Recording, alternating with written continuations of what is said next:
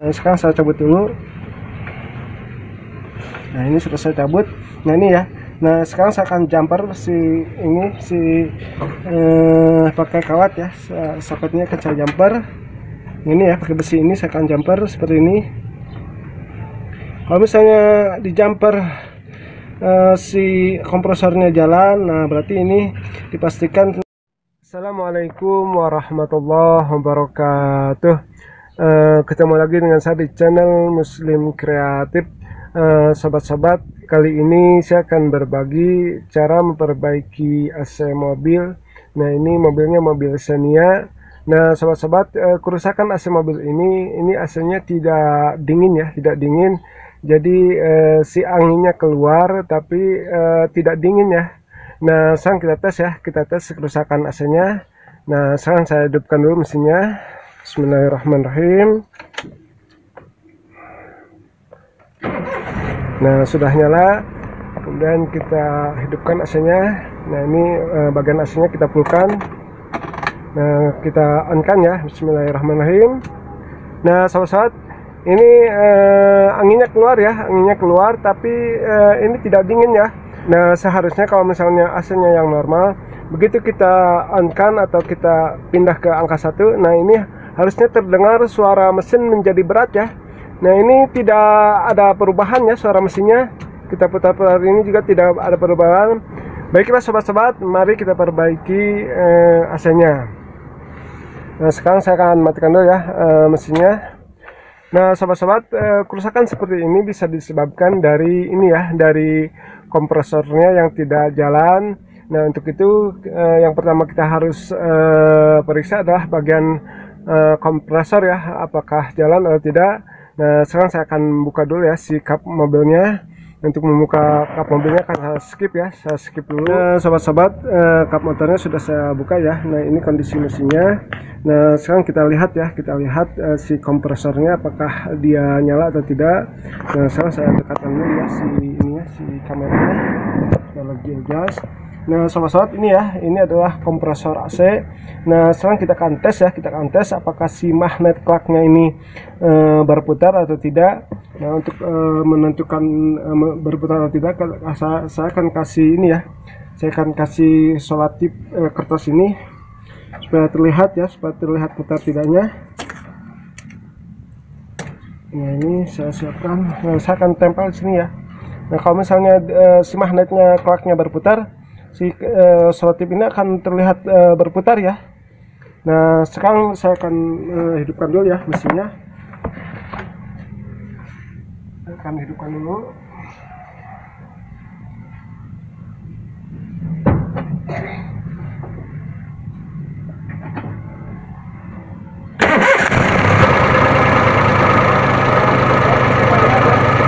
Ini kondisi.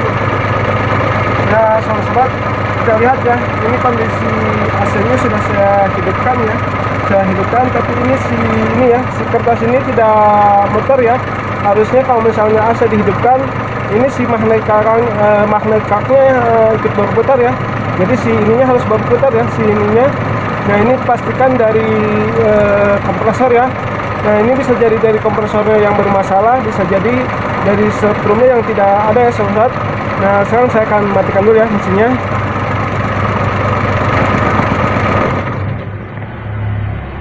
Nah, sobat-sobat, mesinnya sudah saya matikan ya. Nah, sobat-sobat, untuk menentukan kerusakannya apakah dari kompresor atau dari strumnya yang tidak ada, nah kita harus mengurut dari sini ya, dari kabel ini. Nah, kita akan ukur di kabel ini. Kalau misalnya kita ukur strumnya keluar 12 volt, nah berarti ini kerusakannya dari dari magnetnya. Nah, kalau misalnya kita ukur tidak keluar strum 12 volt, nah berarti ini kompresornya bagus ya. Berarti ini kerusakannya dari strum ya. Nah, ini bisa jadi dari sikring, bisa jadi dari relay, kemudian bisa jadi dari pressure switch. Nah, sekarang kita akan ukur. Nah, kita akan ukur menggunakan apometer ya. Nah, sekarang saya naikkan dulu ya kameranya supaya terlihat apometernya. Nah, ini ya sudah saya siapkan. Nah, yang bagian ini yang kabel warna hitam kita akan pasangkan ke ini ya, ke aki ya, bagian negatif. Nah, di sini ini sobat-sobat, nah ini ya kabel negatif ya, di aki negatif. Nah, kita kemudian yang ini, nah yang kabel warna merah nanti kita akan tusukkan ya, kita akan tusukkan ke sini, ke kabel ini ya. Kalau misalnya tidak keluar strum, berarti itu permasalahannya ada di bagian strum ya. Jadi kalau misalnya kita ukur strumnya keluar 12 volt, nah itu berarti kerusakannya ada di gulungan magnetnya ya. Nah, sekarang saya akan hidupkan dulu mesinnya.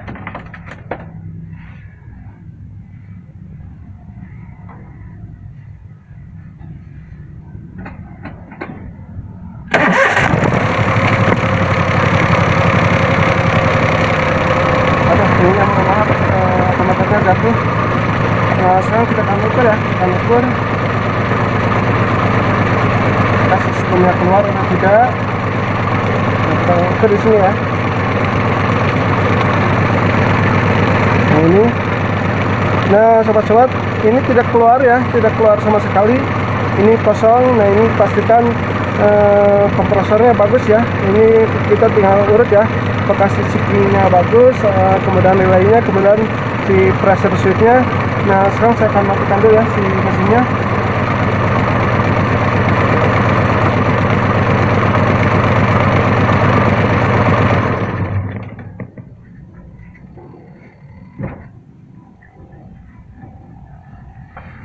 Nah, kemudian kita ukur ya si bagian siklinya, kita pindahkan dulu kameranya. Nah, ini, nah sobat-sobat, ini akan saya skip dulu ya supaya pas dulu ya kameranya. Nah, sobat-sobat, kameranya sudah pas ya. Nah, sobat-sobat, sekarang kita akan ukur si sikringnya ya, si sikring sama si relaynya. Nah, sikring sama relay ada di sini ya, di dalam kotak ini. Sekarang kita buka ya. Nah, ini buka.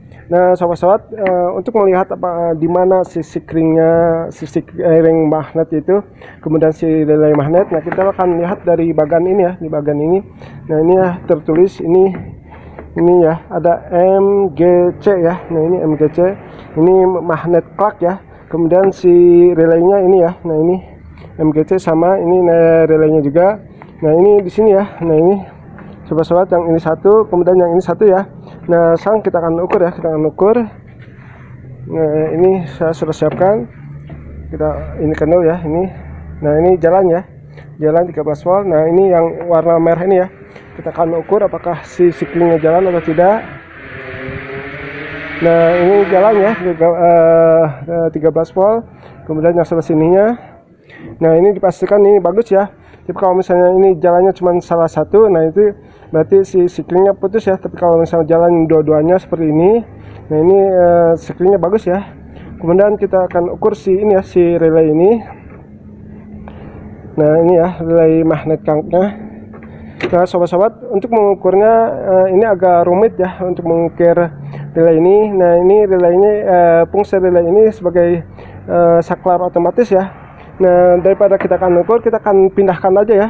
Nah, kita akan tukar sama ini ya, yang sebelah sini. Nah, ini adalah bagian ini ya, bagian klakson. Kita akan pindahkan di sini. Kalau misalnya dipindahkan ke klakson jalan, nah berarti itu saklarnya bagus ya. Tapi kalau misalnya kita pindahkan ke klakson, nah si klaksonnya jadi tidak jalan, nah itu dipastikan si relaynya yang rusak ya. Nah, sekarang saya akan pasang lagi. Nah, sekarang kita tes ya si klaksonnya apakah jalan atau tidak. Nah, sobat-sobat, ini jalannya. Ini berarti relay sama sikling bagus ya. Nah, tinggal kita memeriksa bagian ini ya, bagian pressure switch ya. Nah, ini posisinya ada di sini ya, sobat-sobat. Nah, ini ada posisinya di sini ya. Nah, ini tuh saya tidak ada yang memegang ini ya, kamera. Nah, saya akan skip dulu ya, saya akan minta bantuan dulu untuk memegang kameranya. Sobat-sobat, sekarang kameranya sudah ada yang megang ya, jadi enak untuk mengameranya. Nah, sobat-sobat, ini ya, ini namanya pressure switch ya. Pressure switch ini fungsinya sebagai saklar ya, saklar. Jadi kalau misalnya pressure switch ini kalau ada tekanan dari freon, nah ini si saklarnya nyambung ya. Tapi kalau misalnya tidak ada tekanan freonnya, nah ini saklarnya tidak akan nyambung ya. Nah, sekarang saya akan ini ya, saya akan cabut si soketnya. Kemudian saya akan sambungkan ya. Nah, sekarang saya cabut dulu. Nah, ini sudah saya cabut. Nah, ini ya. Nah, sekarang saya akan jumper pakai kawat ya. Soketnya ke saya jumper. Ini ya, pakai besi ini saya akan jumper seperti ini. Kalau misalnya di jumper si kompresornya jalan, nah berarti ini dipastikan dari freon yang habis ya. Bisa jadi dari saklar ini ya, dari saklarnya juga bisa jadi, tapi kemungkinan besar dari freon yang habis. Nah, seperti ini ya. Sekarang kita akan tes ya, apakah si kompresornya muter atau tidak. Nah, tekan dulu. Ini gambarnya. Nah, sobat-sobat, nanti lihat ya, apakah si ininya ikut muter atau tidak di kertas ini. Nah, sekarang saya akan hidupkan dulu mesinnya.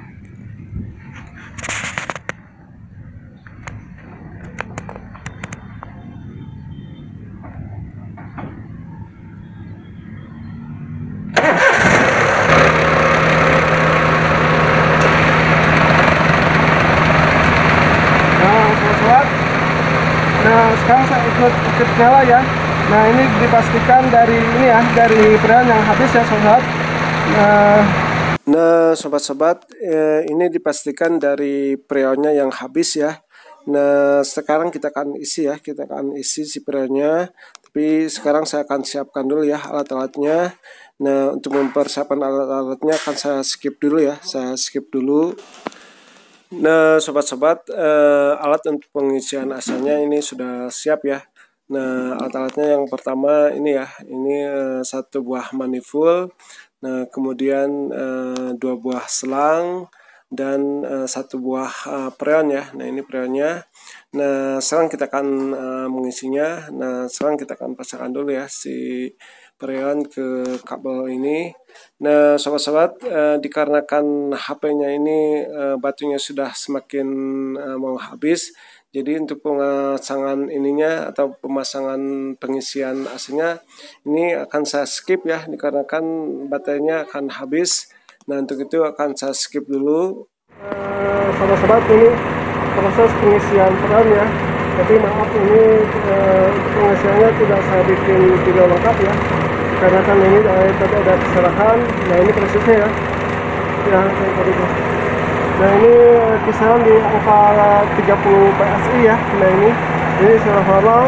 Nah, ini kalau misalnya kita pegang ini sudah dingin ya. Nah, ini lihat sudah keluar ini, sudah keluar seperti ini ya. Nah, ini. Nah, sobat-sobat, itulah tutorial dari saya, mudah-mudahan bermanfaat. Assalamualaikum warahmatullahi wabarakatuh.